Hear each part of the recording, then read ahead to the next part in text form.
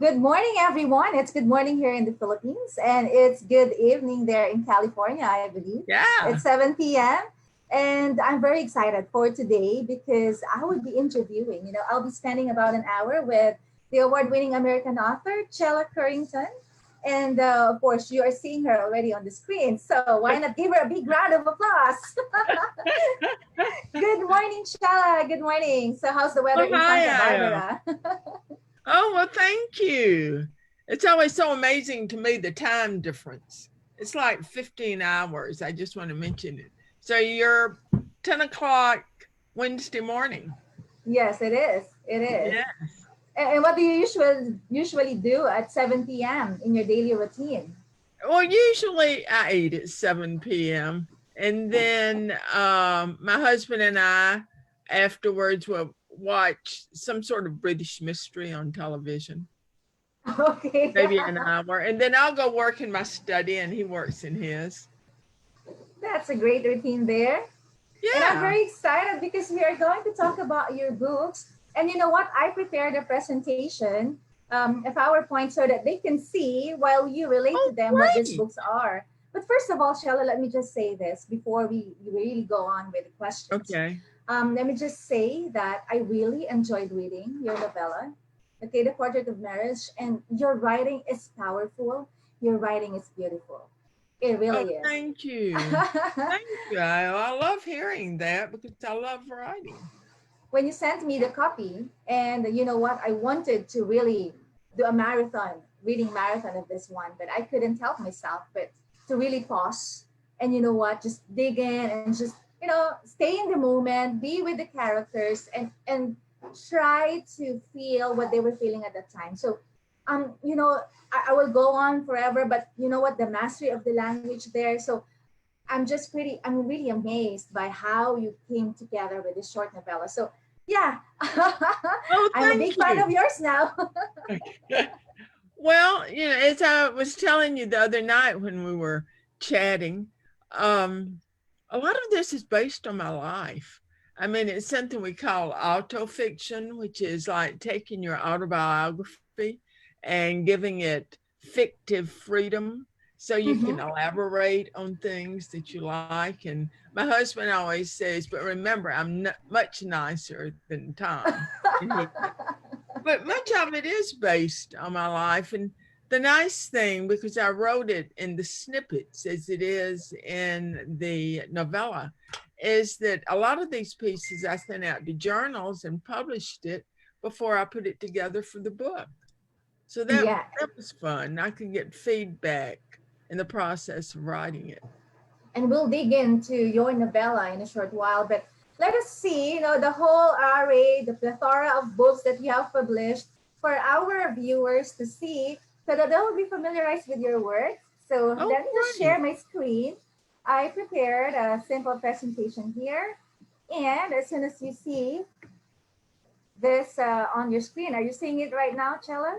No, what I'm seeing, yes, I'm seeing myself. I'm seeing a That's picture of you. me. Yes.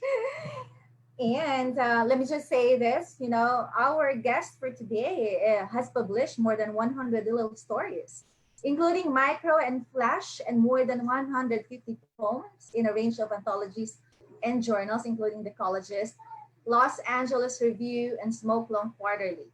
Her flash and poetry have been nominated on several occasions for Best of the Net and Best New Poets, along with being awarded individual prizes, the most recent of which is the Moon Prize for her poem Eurydice. Her book publications include six chapbooks of poetry and three of flash fiction. Originally, she's from the Apalikayan South in the USA, and she now lives in Santa Barbara, California. Okay, so That's Shala, good. you will see your book covers here, and please just tell us more about a little introduction, synopsis of these books that I'll be showing Oh, to our great. viewers today. First of Oh, great. all, Love Well, Letter to Biology. this What is was this a about? fun.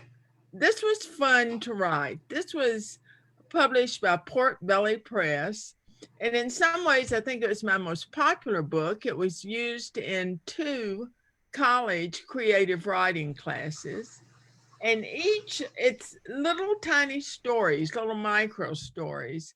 And it's all about, insects, fish. It has very much to do with nature. And I remember my biology teacher, Mr. Sessions, pointing these things out to me many, many years ago. So I thought I would have fun just recollecting in a book. Oh, wow. Can you name your favorite insect? My favorite insect is probably an ant. But should I read one of these? Would you like for me to read one from the book? Oh, They're very yes, please short. do. Probably the ant, though they're the most vicious, and I did not write about the ant. But I did write about the drone, a drone's life. Well, I don't know. It does use the word ejaculation. Is that okay? I just thought of that because it does. But I think that's maybe I shouldn't read that one actually. They are lovely though, and they're short. And let me see if I can, what the last one is.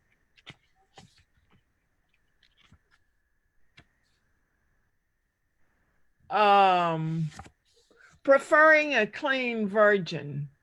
Okay. The male dark fishing spider climbs her Amazonian body, his legs under a third her size, her abdomen mountainous, 14 times heavier than his, and he rocks her side to side, his pedipalps engorged until the blood pushes too hard against arterial walls, curling him against her, stuck to her. He's consumed by her. The number and size of their offspring increased by his sacrifice. Oh, wow. So that was really the story of a fishing spider. And, oftentimes in biology, a lot of particularly the spiders, will die. The male spiders die after consummating with the female, and they leave her with the sperm, and she has the young ones, and they sacrifice their life. You're the second one to teach me that because my 10-year-old child is so fascinated with ants. And he keeps telling me all about things about the ants. And I'm just, oh, wow, I'm taking in a lot of information. But one thing that I observe as well is your attention to detail. You've done a lot of research for this thing, I suppose. So how I much did. of your time do you really do on research before writing anything? Well, with something like this, I would spend maybe three times three times as much research as I would the actual writing of it. Because as a writer, you're a poet, you're also a prose writer, that you write a lot inside before you actually get to the computer or get to the paper. So I I would, agree with you. yeah, that I would be in the process of writing, and then by the time I started writing, it went pretty quickly. But I would research a fair amount so I could use those details. Yeah, go. Let's go Yeah, right I at love your the second cover. book. I do too. Yeah, I All like to give right, tell us credit. about this one. It seems like there are co-authors you have here in There are this book. three authors in this book, and this is my first collection of flash fiction that deals predominantly with women's issues. And we had to negotiate on the cover because there were three of us. And so we thought that this was specific enough with the birds emanating from her hand and that it could relate to all of us. So what's basically is the content of your book here? You said about issues, particularly women issues. Yeah, what women do. I don't have a copy of that with just a moment. Can I get up? I think I have a copy in the Oh hall. yeah, go ahead. And I'll just read again our viewers today. So this is your book coach, Ayo Gutierrez, and you're watching from the Philippines. It's 10 a.m. 10 o'clock in the morning here in the Philippines. And of course, I have with me Chella Courington, our guest for today. And she's getting her book to this one. Did you find it? Yeah, I found it. Oh, So I can read you a short piece. I don't, let me see. Lament. Her Persian rug is an elegy she cannot write. No one would believe how the lush red, edged in green with Turkish horsemen guarding the borders, furls and unfurls at night. In the morning, loose threads are scattered. One by one, she collects them in a glass bowl that long ago held a goldfish, won at a fair during the time when she still went to fairs. She will weave the wool strands into her mourning shawl for the next invasion. oh wow. You know what? I observe also, Chella, that you are so powerful with bringing out the emotion and the nostalgic feelings in, as I was reading the novella. So how do you really come up with, how did you harness your technique in writing? How did it all start? How did it all started? Actually, all started with a teacher I had when I was 12. And she just asked the class to write a poem. And we all wrote poems, and the teacher did not select my poem, did not read it in Oh, class, and it hurt my feelings. And so the next time, though I learned my lesson, the girl who read her poem, it was about a lost boy, a cat, something else. And I used those same subjects and wrote my poem, and she read it. And it was just something about, I loved, even though I was young, it was not really having it read in class as much that I felt that I could express something that I felt mm-hmm. inside and literally make it work on paper. Like your young students. I was watching the graduation from the poetry camp the Yes. other day, and I'm just always amazed. But I think that's where we were at that age. They're writing these very moving poems, and they're even working in forms like sonnets and Yes. other forms. I think they had limericks and haiku. And I think when you're young, you think that people don't listen to you, or you're Oh, sure that they don't listen to you. And so the way that you get people to listen is you listen to yourself and you put it on paper. yeah, and that's one revelation to me as well, teaching this kids poetry. Then suddenly, their parents telling me, you know what, I really didn't know this side of my daughter or son, that they can actually write and they can write their hearts out. And Absolutely. yeah, that's how we have our take on life, right? So thank Right. you for And it's and just this so one. amazing. Yeah. And How it about means, this one? Girls and ah, women. this is one of my favorite one of my favorite covers. I probably won't read from this because these pieces are a little bit harsher, but I was coming out of a fairly emotional, um, I don't want to use the word unhappy, but when you're an adolescent, you do go through a lot of periods of trying to understand what it is, who you are in the world, and what it is the world wants. And these works kind of reflect my turbulent times then. The cover, Girls and Women, was from my publisher. He was one, and he really felt what I was trying to do. And he said, I have some photographs I think might work. I have a friend that took them, and I love this photograph. Three young girls going down a train track, um, trying to figure out, hanging out together, trying to figure out who they are and where they belong. Yeah. You What do know? you think? What do you consider the pivotal or the thing, the experience that really had a great impact on you as a person, and also it triggered, it triggered the author, the writer in you. So this experience provided a rich context on how you What started moving forward about with your reading, with your writing. Sorry. What I'm trying to think. Um, Or it's just a collection of all the experiences in life I think it growing was up? I mean, like many young girls, I had some unfortunate um I could use the word abuse.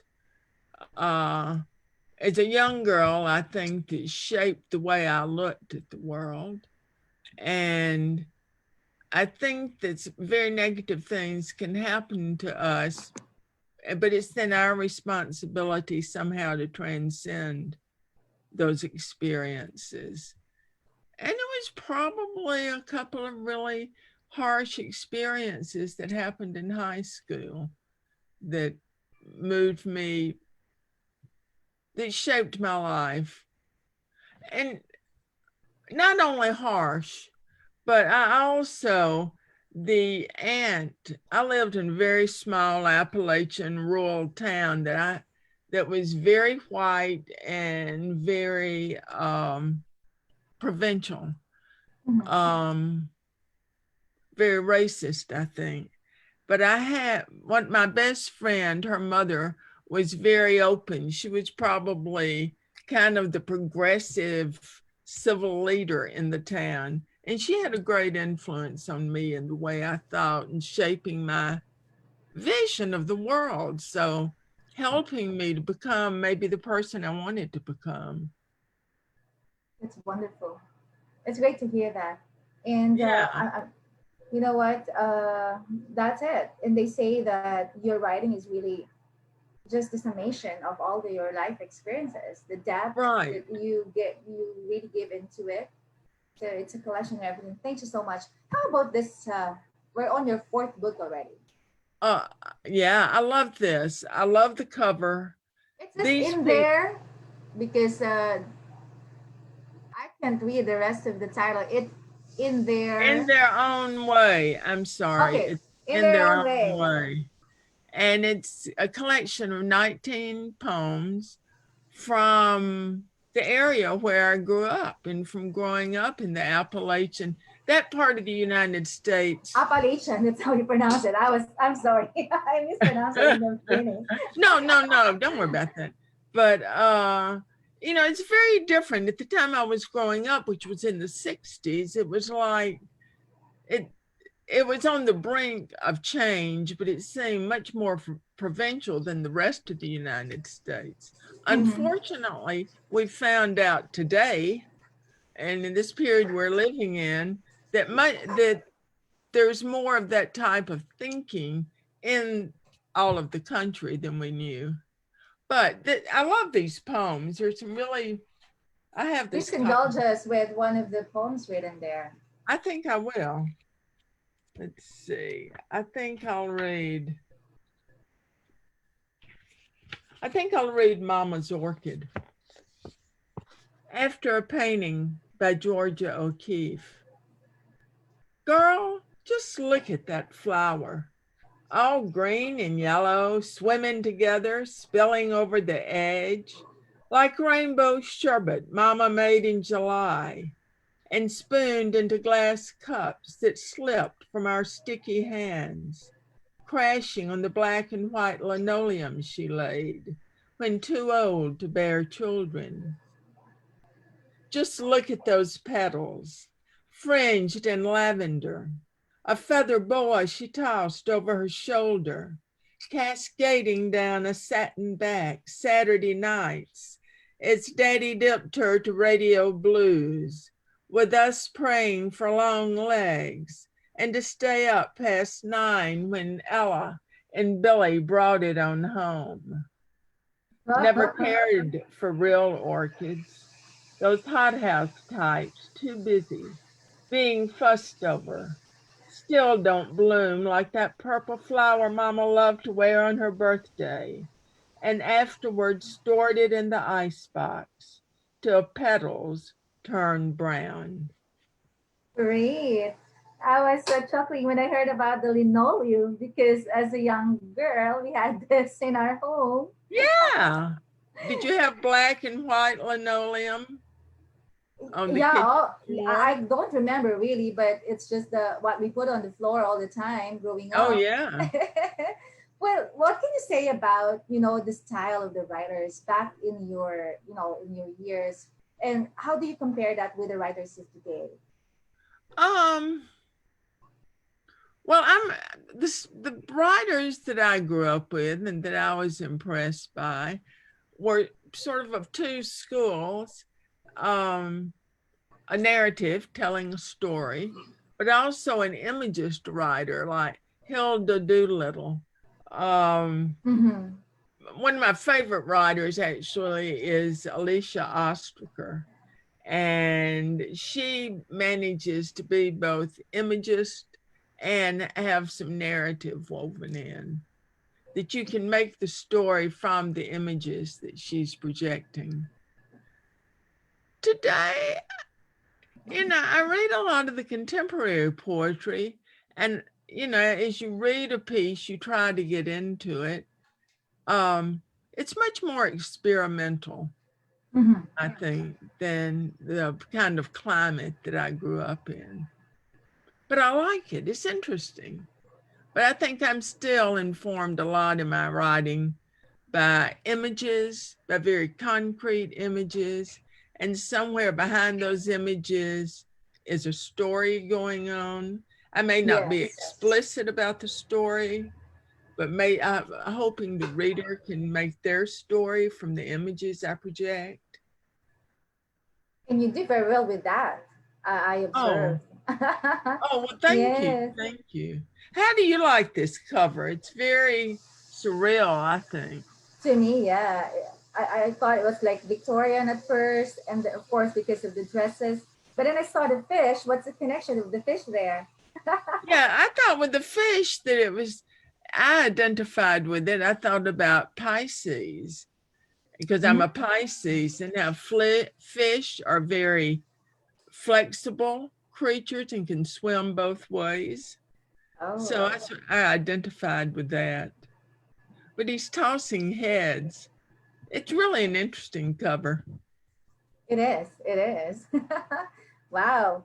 A I'm gonna. good it would be a good writing prompt you could give that you could just yourself write from it or give to a student and say, write a poem about this photograph. Yeah, and in connection with that, how do you really start writing anything? Do you have like prompts, Well, or how do you? one way is that every morning I try to write for about 30 minutes before I actually start into the routine of my day. That space between being fully awake Mhm. and partially asleep. I think I'm more creative. Yeah. I think I'm creative late at night too, but the older I get, I realize I have these rhythms that want to get me up at the same time every morning. So I usually spend that time in the morning. And I'll write different things will trigger me. Sometimes I'll be thinking about a lyric from a song. Mhm. Um, I'll be thinking about a poem I've just read. Um, Different things can trigger what I'm writing. I Yeah. don't always use a prompt. It may just be one word that I've been thinking about. Can be, yeah. They're just like anything around you. You can be Yeah, like, yeah. The inspiration can come everywhere. It can be just a line right. prompt or a photo, but you are a writer, and so you capture everything you see. And that leads us to the next one. Another Oh, interesting cover yes. here. Paper covers rock. What is this about? This is a collection of early poetry, and that's actually a signature poem that I have, Paper Covers Rock. Um, it's about a breakup, a marriage, a breakup. The crows, I have a poem inside this book about blackbirds and my father taking us to see the blackbirds roost. I have a lot of adolescent poems. So I think that the art that's where the young girl comes from. I might read that poem Yeah, so are you actually. saying these are your early poems? Chella, Yeah, what? Sorry. these are your early poems, like Yeah, when you yeah, were these were a some of the, teenager. It's this, yeah. interesting. Mhm. No, well, a little later. This is probably late 20s, 30s Okay. in there. I think my teenage poems are pretty wild. But there's one called 13 that, if I can find it here. I think actually it's in here too, because it's been one of my more popular poems. Well, as I go looking, I should have been a little bit here. I can't find it. I wanted to, I'll read Blackbirds. Blackbirds. Okay. Yeah, Blackbirds, because that's where the image comes from. Like a canopy of darkness, they shadow the ground for miles on currents that lift them back to their roost. Years later, I asked my father if he gathered us to watch thousands swoop down on trees, sit wing to wing, till morning branches cracked under their weight. At daylight, did they leave the oaks bare? He says we never saw them abandon the hollow to catch a new wind to an unharvested south, but would often see their return, black streaks on a September afternoon. That's beautiful. So Wow. that was the opening. And I How thought, do you go ahead. how how do you feel when you read your poems that you wrote when you are a teenager and now that you're grown much older? Oh, Well, what are the insights that you see I about? have What are the mixed emotions. revelations you see about yourself? I have mixed emotions because today, as you evolve, you think you've come to, or you hope that you've come to more insight about yourself, more insight about your writing. Um, maybe I was more revelatory in my early writing than I am today. I'm not sure. But I was Oh, just beginning to write. So I wanted everything to be out there. And you feel so vulnerable too. That's why I don't have quite that sense of vulnerability that I had when I first started writing, because when you put it out, as you know, as a writer, and it's all a matter of taste, it seems. mhm. If you start submitting it places, some editors will like it and some will not like it and they reject it. And it's difficult when you put your emotions in your writing to deal with those rejections. It's just something you have to learn to handle. Have you And so had when more I write rejections? today, What I do mean, you say about the proportion, like the ratio of your rejections and admissions to different journals and other yeah, publishing houses? How's your experience? Because I think this is also very important for our viewers to hear, because sometimes they think that all those successful authors like Chella and the rest of the guys there, they think that they're amassing a lot of all of these victories. But can you just tell us, of course, those who are just beginning in this industry, sure. so that they can have a proper perspective about rejections? Uh, you get a lot more rejections than you do acceptance. And it has a lot to do with taste, with the taste of the editor and what they want.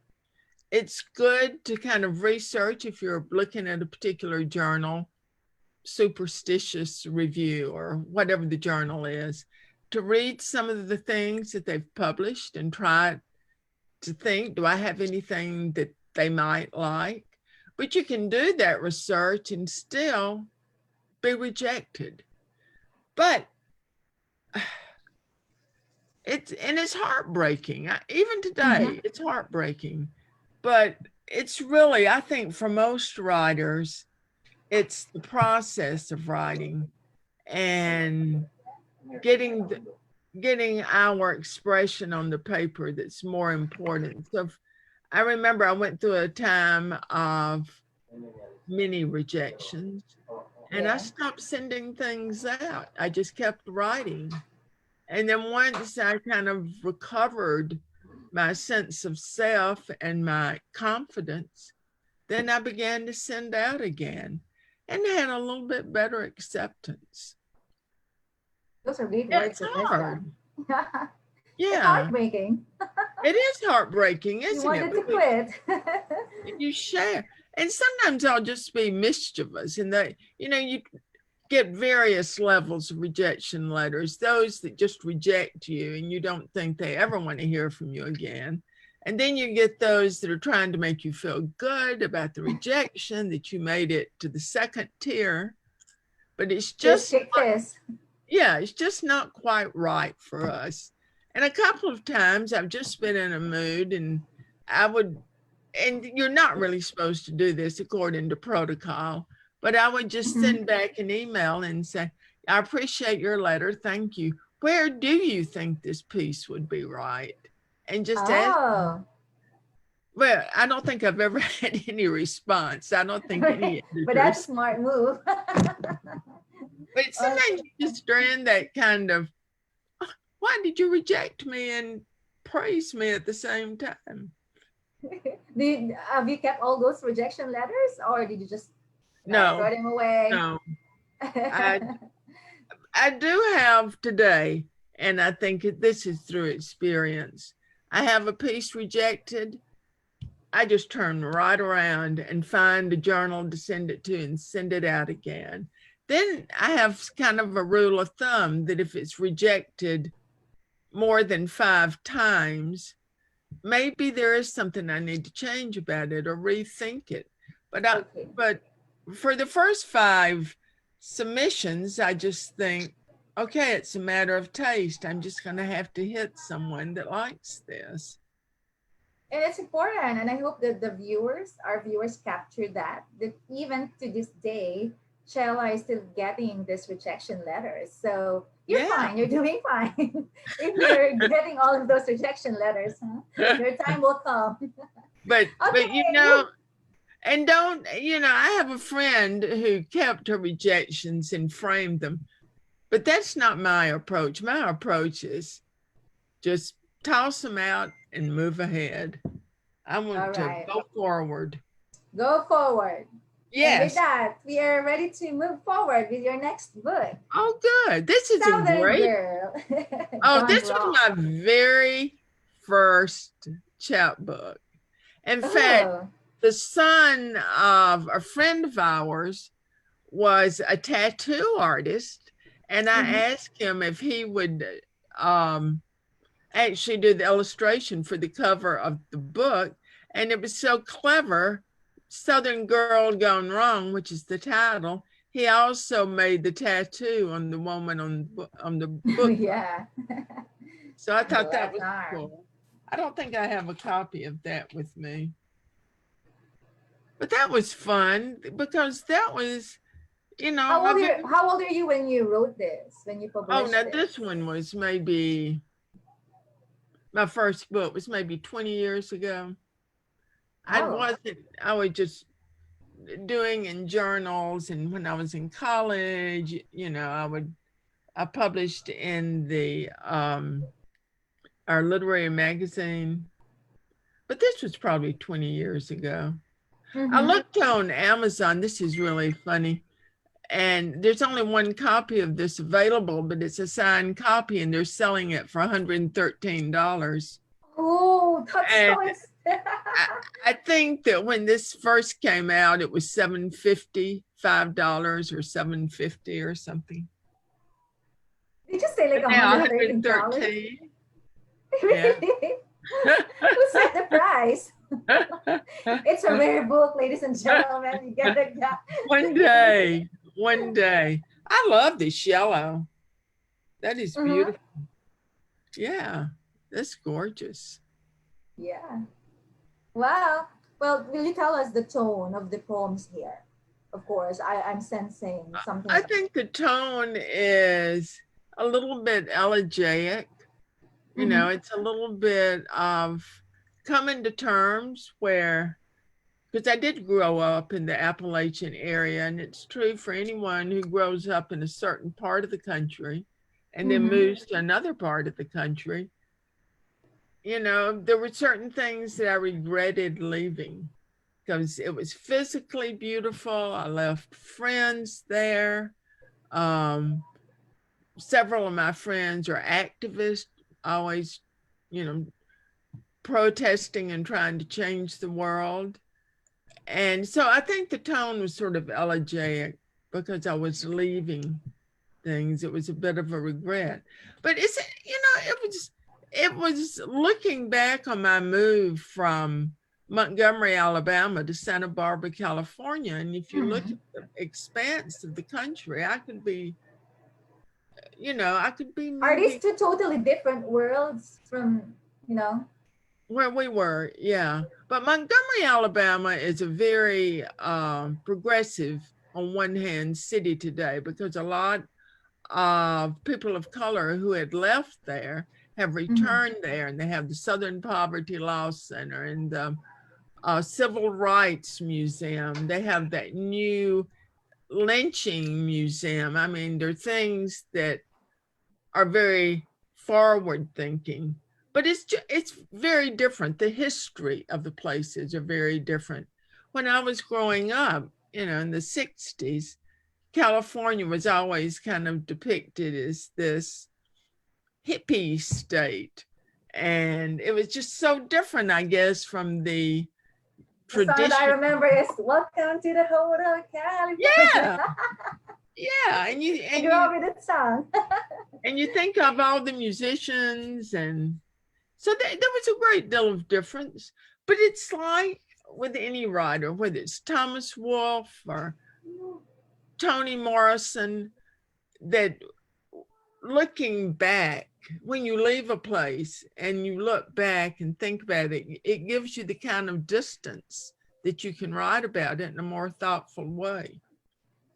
True, true. Yeah, This is interesting, huh? yeah, So, it is. but now It is. you're settled here and you're retired in California. How are you Right. loving the I place? totally love it. I mean, it's just, I feel like I'm home. I feel like I've had two homes. I've had one home in this Southern Appalachian area, and I've had one home in Southern California. So I It's feel very really, comfortable. yeah, it's a good mix that when you go to different places, it also changes you as a person because all of this, Right, around you, growing up with different people and different cultures as well. So, right, right. It's very, yeah, yeah. this one is Was It More Than a Kiss? Something Oh, romantic. I love Tell that. This has us more one of about it. my, oh, let me tell you, this, all of these are love poems of some sort. It's young love, adult love, love gone wrong, love gone right. One of my favorite poems is Eurydice, and it's at the end of the book.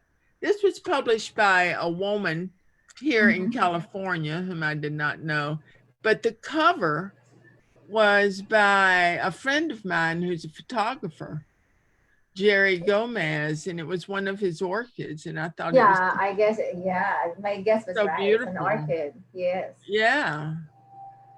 Can So, we hear a poem from that collection? yeah, this is called Eurydice. The story of Eurydice Ah, is, Eurydice. That's another yeah, mispronunciation of my part. well, it's a difficult name, but that she was doomed to live in the underworld. And Mhm. it was actually, she had to come to terms with that. So that's Eurydice.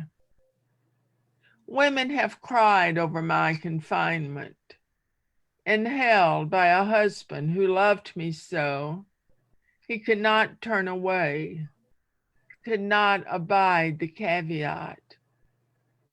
These long, dark days, underground, breathless, I have not lived yearning for him. I'm fine. Did you really believe he wanted me to be on earth with him? Orpheus, the beloved singer? What would he sing if I were there? For his song, he needed me, buried beneath the crushing ground. Star-crossed love that can never vanish because it never was. He didn't desire a woman bloody with menstrual rituals, whose body once luminous would be taken by time. Orpheus could not accept such betrayal. He wanted me as a nymph, not a crone. Even more than age, he feared my voice, afraid it would rise above his. What did he know of suffering and forgiveness? I was the one severed from the sun, shut in subterranean darkness, barely enough oxygen. He could have joined me the day I descended, a knife to his throat, a serpent to his breast. But he did none of these. Came to me later by other hands. I have no use for him. Those were powerful words. Oh, thank you. Thank you. Severed from the sun. It reminded me, I resonate with that poem because I wrote a poem that somehow has the same, effect. I call it Subterranean Murmur. I will share that to you later. Oh yeah, I would love for you to share that with me. I would love to hear that. You do great with poetry reading. Do you have some gigs or do you visit some libraries and museums and I have conduct done all of that. this poetry reading?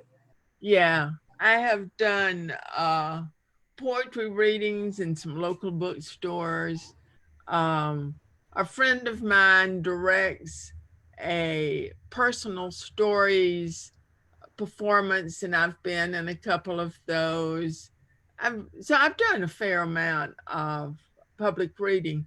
Plus, with my novella, I try to read a chapter or two out of the novella once a week on my Facebook page to I think I encourage. saw that. I think I Yeah, saw that.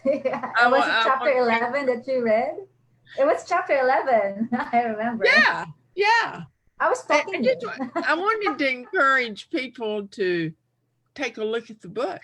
Plus, since I've taught 30 some odd years, I've asked people if they wanted to volunteer to read, and several of my ex-students have volunteered, and I've had them on. They do a recording and send me, and then I put it on my Facebook page. So you said 30 years that you taught in college? Yeah. English, creative writing. I taught in Alabama at Huntington College. And then when we moved here, I taught at City College in Santa Barbara.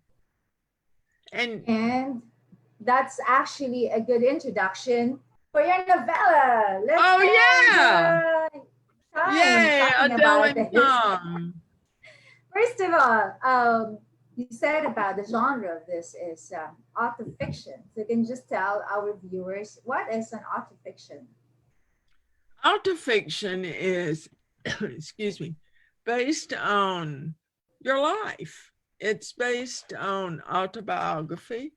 And as a writer, you begin to tell the story and take some fictional freedoms with it. So much of this is based on my life, but then of course I made up a large part of it too. But it's very popular now. Is this like the opposite of a memoir? Like, of course, a memoir is all about based on facts, but this one you have this creative freedom. You're right. Okay. You're right. I do find it easier at times to write fiction and tell the truth about myself in fiction than I do in nonfiction. Because in nonfiction, you're just so open to the world. You know, you have no Yeah. cover. And in Adele and Time, I thought I had some cover. When did you release this book? This was released in February the 1st, but Mm-hmm. I'd been writing sections of this book for maybe 3, 4 years, somewhere like that. It took you that long to write this one. And for the sake of our viewers reading, the first time, not all of them are really they know the vocabulary, the terms that we use here in writing industry. But can you just tell them what's the difference between a novella and a novel Oh, yeah, for a your novella. education? Yeah. Oh, I'm sorry. A novella would be up to about 60 pages, and it's anywhere from 60 to 100 pages. What would that be? And I think it goes from, you get about 1,000 words for 4 pages. So anyway, it's about 60 to 100 pages, a novella. And then beyond that, you have your novel. Many of I my see. friends do write novels, but I think I'm more of a novella writer because I A spend novella more writer. time on the language, I think. And I think that's because my background is in poetry. You know, you worry about almost every word that you put on the page. So, That's also my I don't know. Chella, you used the word, the words that you chose for this novella are carefully chosen. Does it something to do with your foundation in poetry? Because, I could see the assonance, the dissonance, consonants here, the interplay of words, the musicality of words. You just chose a lot of beautiful words and weaved them together. And you strung them together in really interesting sentences. And you know what? I have a teacher a year ago when I attended a novel writing online study, and his name is Daniel Wallace, and you talk about all of these ways that you can improve your sentences. And reading your novella, I just found all of these examples, everything into this one book. Your mastery of the language, wow, it's really fabulous. I cannot say any more descriptive word except that it is really beautiful. So tell us oh, thank about the you. foundations that you have as a writer. How did you come up with this masterpiece? Well, my foundations as a writer, it started, just early on when I was 12 or 13. And it was usually the influence of teachers, of a handful of teachers. But I was also influenced by writers like Toni Morrison, like Virginia Woolf. Probably, someone said, "Who taught you to write?" And I said, Virginia Woolf, because Virginia Woolf. Yeah. yeah, I read her before I understood what she was saying, but I love the way the language just kind of washed over me. I love the Mhm. way that she handled sentences and sounds, and with my love for poetry, it fit right in. And I think that is my foundation. That's why I don't necessarily, I'm more concerned with the language and the development of character than I am with plot, to tell you the truth. If I do a second novella, I think I'm going to put a little bit more plot. But as you can tell, this is not a chronological plot. Yes, yes, it's not. It's not your typical, what they tell you in fiction, to have an arc and have a turn of events, have a Yes. climax. It doesn't work that way. What it works like, I think, but it's my argument for my book, right? But there was a writer critic, John Gardner, Mm-hmm. and he talks about a type of writing that's very akin to pointillism painting, to kind of painting. If you're close to it, it looks like just a lot of colored dots. But if Yeah. you stand back from the painting and get a vision or a view, you can see, like Sunday with George in the park, you can Yeah. see the actual picture. And in a way, that's what I was hoping for the flashes in this novella, each flash that after you have the experience of reading it, you think about it and think, okay, this is what it was about. Adele is working with this issue. Tom is working with this issue. They're coming to terms with their relationship as writers. So I think you have to sort of make it through the whole novella and step back and think, as you do as a reader, what impressed me? What was it that I think that the author was trying to leave with me? And I captured one of those beautiful lines. I think it was Adele who said it. It's just a narration, but it says here, traveling in and out of words. She had stacks of diaries in pastel shades, pink and lime. She played with words, letters exploding and collapsing. You know, Right. I don't know who said it, That but it was was like in Adele. That chapters. was Adele. That was Adele.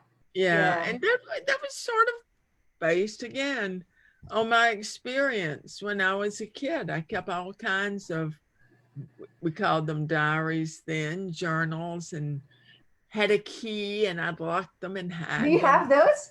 I still have those. That I go back occasionally.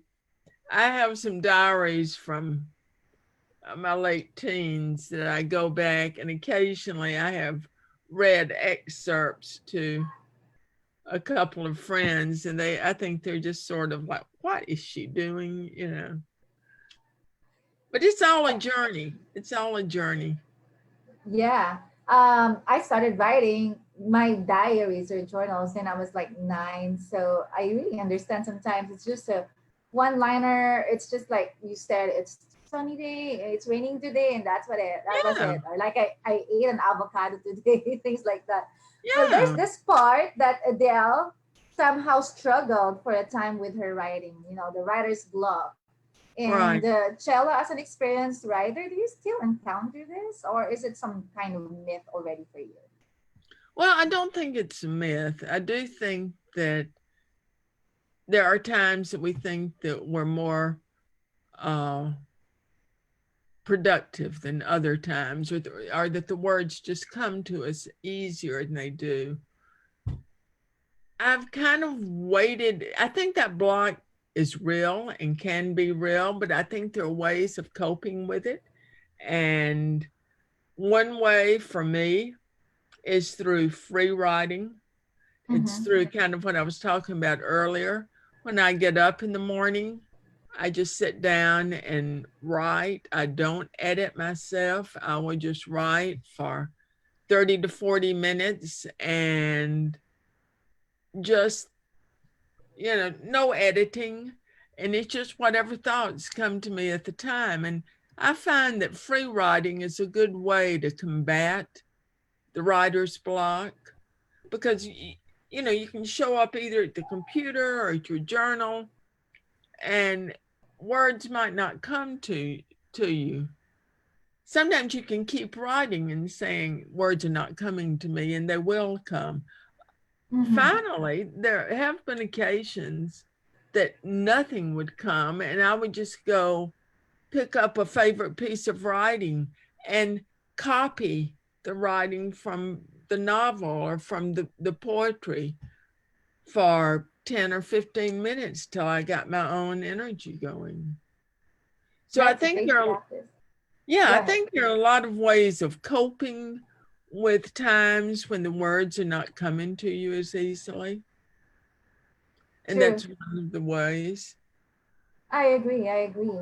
And one of the things also that I noticed about this novella is the use of symbols. There's just a lot of symbols or images and objects that we use to really strengthen that portrait or that scene. For example, the pink flamingos, if you could remember that, and Yeah, then of course the camera. There's just a lot of things that I wrote here, and you also I love in chapter 33 when you said that the sun, a trapezoid on her bamboo floor. All of this vivid images that I really love. How did you develop that technique of using all of this, how do you do that, Chella, when I you don't know. relate certain things to emotions?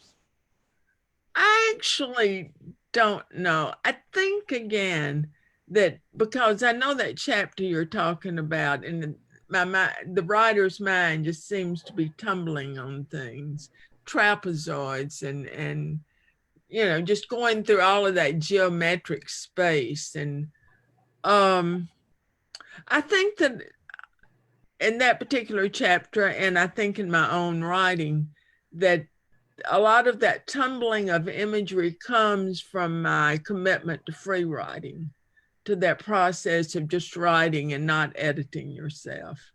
I'll go back and edit myself enough, say in the novella, that it seems very spontaneous. But at the same time, it's something that I've gone back and thought about. Yeah. So I think that's just one of my characteristics of writing. I think we all develop, some people develop a very strong voice, some people develop working with imagery. And I think the spontaneous kind of overflow of imagery is one of the characteristics of my writing. That's great. That's great. In fact, you know what? In chapter 38, I really wrote it down because I like the foreshadowing. It's like, you're already telling what's happening to your main character, Adele. Can I just read that line? It says Yeah. here, Adele holds her coffee looking out at plastic flamingos, some fallen from their stilts, bodies broken, pink pieces lying wounded among the flowers. That's just so beautiful, Oh, and thank you. and at that Thank moment you. I was already convinced that Adele is just losing everything. She's falling apart. Yeah. That's She how is you describe. going, and, she's struggling with a lot. She's struggling with the fact of, and she's aging. She's struggling with her writing. She's in this sort of competition with Tom about her writing. She's still struggling with the fact that the daughter she wanted to have, she was never successful in having. So I think that you're right. There's a lot of culmination and foreshadowing that happens in the broken pieces, and because there's another place where Adele's sitting on the floor and Tom hears her, and she had broken a Christmas ornament that her father Oh that had yes, belonged yes, to I her remember that. father. And in the process, her father does die, and Tom's mother dies. So there is a fair amount of loss in the Hmm. book, but that's part of life, isn't it? With every day is kind of an accumulation and rolling of birth and death, of loss and gain. So I think There's just those so were, many. There's just so many marital issues that you brought up in this novella that some people find it taboo to talk about.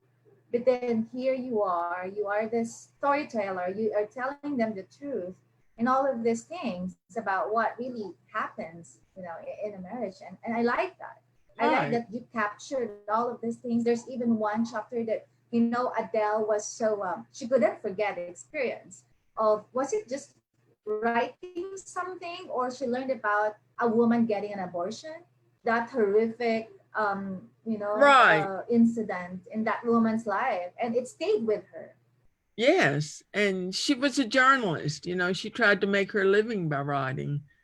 And she had to cover that woman's story. And it was just something, it's very universal, being um as a woman, another woman's experience. And that's true for all of us. You can feel those experiences. Whether or not you actually have gone through the literal experience, you can certainly get under the skin of the experience. True.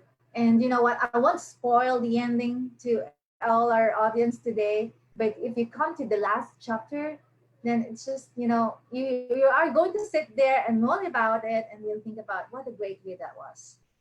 And you just can't help Oh, yourself but to just go back and see where You have missed some points in that narrative as well. It's just so beautifully woven. Oh, That's oh, my thank take on you. it. Oh, thank you. That's a wonderful take. I love that take.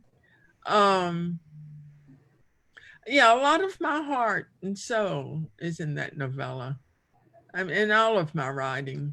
I mean, it's a wonderful journey. It's a wonderful process, and it's worth. We talked about the rejections or the blocks, but the whole journey is worth the blocks and the rejections. I mean, if I'm sure this is true with any gift that a person has, if you're a visual artist, if you're a dancer, a musician, but there's just such a commitment to that art. You want to be with that art every day at some point. And that's the beauty of it. You can be.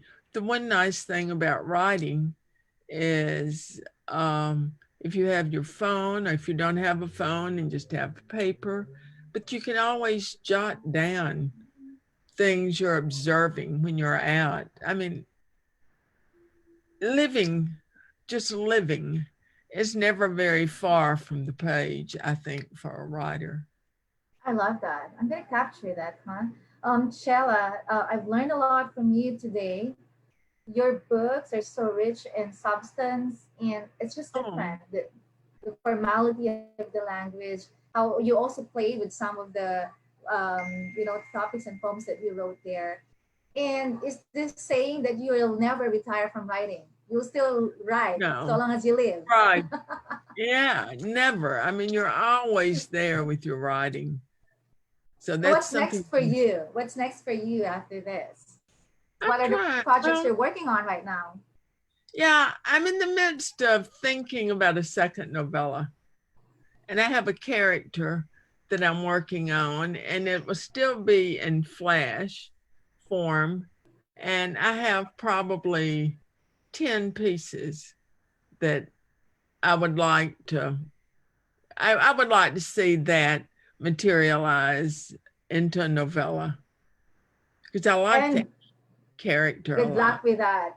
Before we invite our viewers today to get your copies of these books on Amazon, will you just please give us, some pieces of advice about writing? Probably your top three most favorite things you want to say about writing. Like tips maybe of writing or well, I've touched on these, but I think I'll just sort of organize them as tips. Um, as a writer, one, I just think it's good to write every day. Of course, you should be reading also. I think I try to, but just that free write, not editing yourself, not trying to have whatever language you're writing in, the grammar, the syntax doesn't have to be perfect. Just like the words tumble out and worry about aligning them later. And do it at a time when you're comfortable. Maybe for you, it's late at night, early in the morning, whenever, and just keep those flowing. So that'd be my first tip. My second tip would be just take 10 minutes, go outside and observe what's going on. Or if you're in a coffee shop, on a bus, wherever you are, just listen. Listen to whatever is being said around you, jot it down, and see what's being done. Jot that down. Uh, my third tip, and I think I touched on this with In Their Own Way, that if you're writing fiction or poetry, whatever genre, you might have a photograph. It could be a family photograph. It could be you might go on Google and look for their odd photographs or go to Pinterest. Find a photograph and write a narrative, write a story from that photograph. Um, and enjoy it. Just enjoy it. Of course, we want readers and we want our works to be published, but for me, I don't think that I would have grown as a writer if I had not enjoyed the process. And I think that's true for most writers. So you Fabulous. think that's true about enjoying the process? Yeah. I agree. Thank you so much. Those are Oh, very helpful tips that you gave to our viewers today, Shala. And so now please take the floor and invite everyone. Where can we get all of these beautiful books that you penned? Where can we get them? the uh, most of my books are at Amazon. And so you can go into Amazon.com. You can get them in paperback, or if you like to read on Kindle or on your computer, they're Kindle versions. The nice thing about the Kindle version, in many cases, like for Adele and Tom, it's a lot less expensive than the Mhm. paperback version. If you want to get in touch with me, you can go to my Facebook page and leave me a message. I'm on Facebook, Chella Courington, ChellaCourington. I have a website, ChellaCourington.net. So you can track me down. I bet you can track me down better than I can track you down. Yes, so Chella can be reached anytime you want for any questions, or maybe Yeah, just drop her a message about how you find her books. And I really yeah. encourage everyone. So all the viewers watching us today, whether in California, you're in the Philippines, or everywhere, please get a copy of this novella. It's something that you cannot miss. It should be one of those books that you put in your lovely shelves, and it should stay there for, for you to read and reread and to get techniques from. I'm telling you, there's just a lot of lessons about writing that I got from Chella's Oh, book. thank you. Thank you I so much love for that. introducing me to autofiction, and Oh, thank you're you for welcome. giving me another, showing me another layer of poetry which I haven't discovered before. So before we say goodbye to our viewers, again, Shala, take this floor and just say, greet our audience today, and once again, invite them to get copies of your book. Well, just, be sure and what whichever these copies appeal to you, go to Amazon.com. Get in touch with me. I mean, by profession, as well as being a writer, I've been a teacher for many years. So I love to hear from people reading and responding to my work, or if you're a writer trying to make it in this world, just get in touch with me if you want a support, a helping hand, just someone to talk to who understands what's going on. I'll be the So, first one to be on the queue. well, I so appreciate your having me on your show. This has just been marvelous because it's I, such. I, it has been a pleasure, Chella. It really has been a pleasure for me. And I'm sure that the people who are watching us today have gotten a lot from this interview. A lot of people coming out, once I started doing this, and I get a lot of queries, inquiries about how to write, how to proceed, how to be a good writer. And, having guests like you who's so experienced, and you know a lot of things in this industry, and you love the art, you love what you're doing. It's just something that they can take so much from it. And so Oh, thank you for thank your you. presence today. I really appreciate your time, and Thank you. take care. Yeah, we'll have to keep chatting online. Yeah. And so with that, we Okay. want to say goodbye to our viewers. Thank you for watching. This is Aya Gutierrez, and with us today we had Chella Courington from California. Goodbye, Chella. Have a great day. Bye, y'all. Have a good evening.